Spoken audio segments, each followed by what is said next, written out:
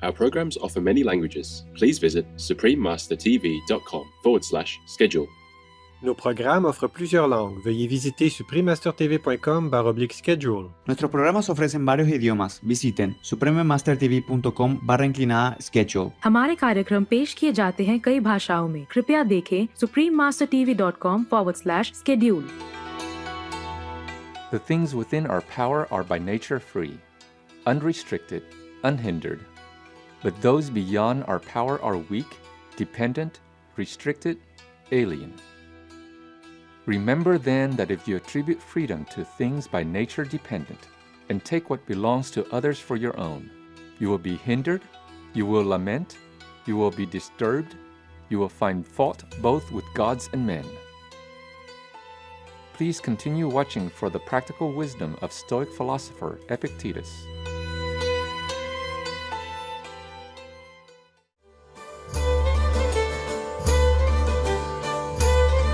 Yasu, shining viewers. Yasu is hello in Greek, the official language of the island of Corfu. I'm Yorgos. The friendly people of Corfu send you warm well wishes. May you be divinely blessed.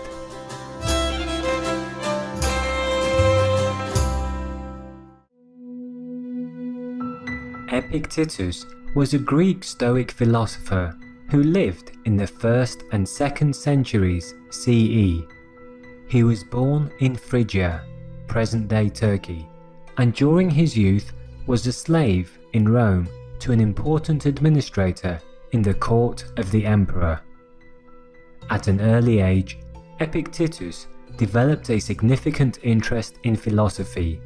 With his owner's permission, he studied under Gaius Musonius Rufus, who, along with Epictetus, is now considered one of the great Stoic philosophers of the Roman Empire. After acquiring his freedom in 68 CE, young Epictetus became a teacher of philosophy in Rome, later continuing his practice in northwestern Greece by founding a philosophical school there. Epictetus, who led a simple lifestyle with very few possessions, taught a practical philosophy to help people lead meaningful lives. He emphasized integrity, personal freedom, and self-mastery through the use of reason and virtue, which is required to live in accordance with nature. The detailed steps and techniques in this regard presented in his teachings illustrate Stoicism as a way of life. One of Epictetus's most dedicated students was Arrian, who compiled and published his own personal notes from his teacher's lectures into the well-known books Discourses and Enchiridion. Epictetus's teachings have had an immense influence throughout the centuries, including on the great philosopher and Roman emperor Marcus Aurelius, on early Christian moral thought, on current approaches in psychology and more, and continues to have an impact on many intellectuals, thinkers, and philosophers around the world. The beloved Stoic philosopher and teacher was remembered as a lively speaker who was able to make his listeners feel his own insights. We'll now read a segment of the collected teachings from the Enchiridion by Epictetus. According to Epictetus's beliefs, all external events are beyond our control, and we should accept them with ease, calmness, and humility, whereas each individual is responsible for their own actions, which they should govern with determination and self-discipline. The Enchiridion. There are things which are within our power, and there are things which are beyond our power.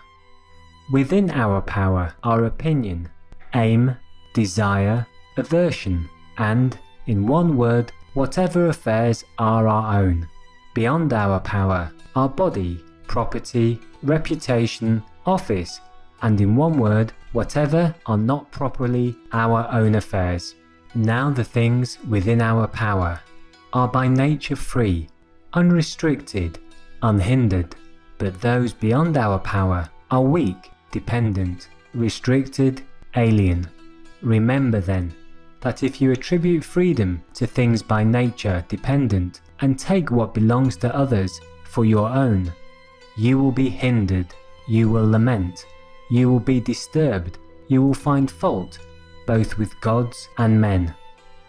But if you take for your own only that which is your own, and view what belongs to others just as it really is, then no one will ever compel you, no one will restrict you, you will find fault with no one, you will accuse no one, you will do nothing against your will, no one will hurt you, you will not have an enemy, nor will you suffer any harm. Aiming therefore at such great things, remember that you must not allow yourself any inclination, however slight, toward the attainment of the others, but that you must entirely quit some of them, and for the present postpone the rest. But if you would have these, and possess power and wealth likewise, you may miss the latter in seeking the former, and you will certainly fail of that by which alone happiness and freedom are procured. Seek at once, therefore, to be able to say to every unpleasing semblance, you are but a semblance, and by no means the real thing, and then examine it by those rules which you have, and first and chiefly by this, whether it concerns the things which are within our own power, or those which are not, and if it concerns anything beyond our power, be prepared to say that it is nothing to you. Remember that desire demands the attainment of that of which you are desirous, and aversion demands the avoidance of that to which you are averse. That he who fails of the object of his desires is disappointed, and he who incurs the object of his aversion is wretched. If then you shun only those undesirable things which you can control, you will never incur anything which you shun.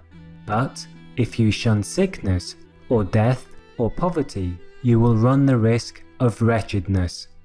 Remove the habit of aversion, then, from all things that are not within our power, and apply it to things undesirable, which are within our power. But, for the present, altogether restrain desire. For if you desire any of the things not within our own power, you must necessarily be disappointed, and you are not yet secure of those which are within our power, and so are legitimate objects of desire. Where it is practically necessary for you to pursue or avoid anything, do even this with discretion and gentleness and moderation.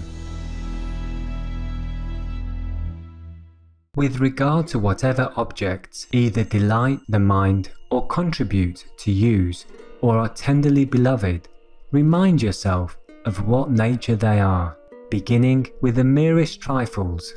If you have a favourite cup, that it is but a cup of which you are fond of, for thus, if it is broken, you can bear it. If you embrace your child or your wife, that you embrace a mortal, and thus, if either of them dies, you can bear it. Men are disturbed not by things, but by the views which they take of things. Thus, death is nothing terrible, else it would have appeared so to Socrates. But the terror consists in our notion of death, that it is terrible. When, therefore, we are hindered or disturbed or grieved, let us never impute it to others, but to ourselves, that is, to our own views. It is the action of an uninstructed person to reproach others for his own misfortunes, of one entering upon instruction to reproach himself, and one perfectly instructed to reproach neither others nor himself. Be not elated at any excellence not your own. If a horse should be elated and say, I am handsome, it might be endurable, but when you are elated and say, I have a handsome horse, know that you are elated only on the merit of the horse. What then is your own? The use of the phenomena of existence, so that when you are in harmony with nature in this respect, you will be elated with some reason, for you will be elated at some good of your own.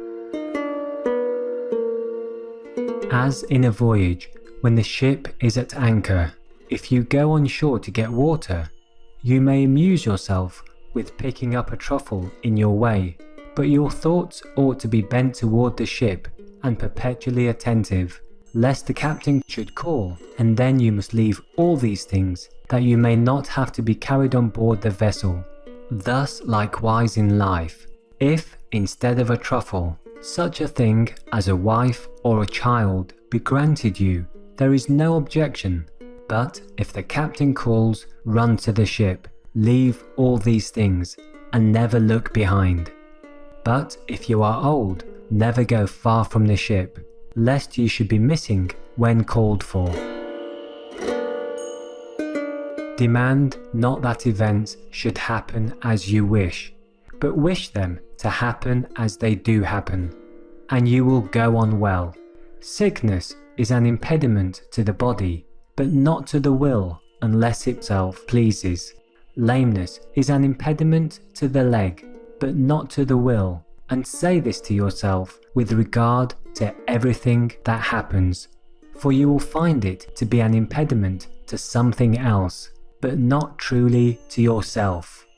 Upon every accident, remember to turn toward yourself and inquire what faculty you have for its use.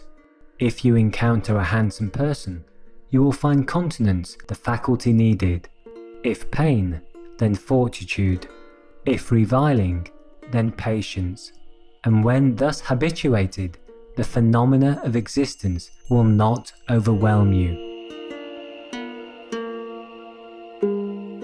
Never say of anything, I have lost it, but I have restored it. Has your child died? It is restored. Has your wife died? She is restored. Has your estate been taken away? That likewise is restored. But it was a bad man who took it. What is it to you, by whose hands he who gave it has demanded it again? While he permits you to possess it, hold it as something not your own, as do travellers at an inn.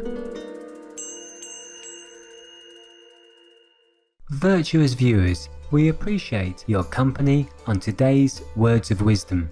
Please join us again tomorrow for the second part of Stoicism as a Way of Life, selection from Epictetus Enchiridion. Please stay tuned to Supreme Master Television for more constructive programming. May your heart be illuminated by the merciful brilliance of the divine. Our programs offer many languages. Please visit suprememastertv.com/schedule and suprememastertv.com/WOW.